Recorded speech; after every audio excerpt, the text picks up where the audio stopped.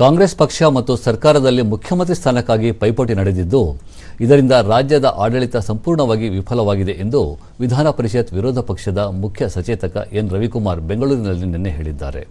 ಅತಿವೃಷ್ಟಿ ಅನಾವೃಷ್ಟಿಯಿಂದ ರೈತರು ಸಮಸ್ಯೆಗೆ ಸಿಲುಕಿದ್ದಾರೆ. ಬೆಳೆ ನಷ್ಟವಾಗಿದ್ದ ರೈತರಿಗೆ ಇನ್ನೂ ಪರಿಹಾರ ದೊರೆತಿಲ್ಲ. ರಾಜ್ಯದ ರಸ್ತೆಗಳು ಸಂಪೂರ್ಣವಾಗಿ ಹದಗೆಟ್ಟಿವೆ. ಖಾಲಿ ಹುದ್ದೆಗಳ ನೇಮಕಾತಿ ಮಾಡುವಲ್ಲಿ ರಾಜ್ಯ ಸರ್ಕಾರಕ್ಕೆ ಸಾಧ್ಯವಾಗುತ್ತಿಲ್ಲ ಎಂದು ಹೇಳಿದರು. ಮುಖ್ಯಮಂತ್ರಿ ನೇತೃತ್ವದ ಸರ್ಕಾರದಲ್ಲಿ ಅನೇಕ ಇಲಾಖೆಯಲ್ಲಿ ನೌಕರರಿಗೆ ವೇತನ ನೀಡಲಾಗದ ಸಮಸ್ಯೆ ಎದುರಾಗಿದೆ. ಹಾಲು ಉತ್ಪಾದಕರು ಹಾಗೂ ರಾಜ್ಯ ರಸ್ತೆ ಸಾರಿಗೆ ನಿಗಮಗಳಲ್ಲಿ ಸಾವಿರಾರು ಕೋಟಿ ಹಣ ಬಾಕಿ ಉಳಿಸಿಕೊಳ್ಳಲಾಗಿದೆ. ಗುತ್ತಿಗೆದಾರರು ಮಾಡಿದ ಕೆಲಸಕ್ಕೆ ಹಣ ನೀಡಿಲ್ಲ ಎಂದರು.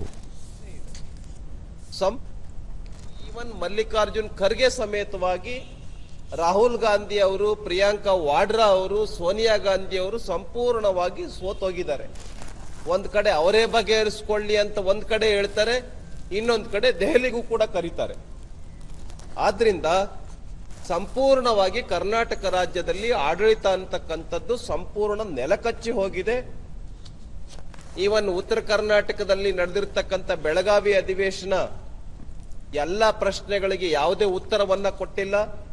ಬರೇ ಭರವಸೆಗಳನ್ನ ಕೊಡುವಂತ ಬದುಕನ್ನ ಸಿದ್ದರಾಮಯ್ಯ ಅವರು ಮಾಡಿದ್ದಾರೆ.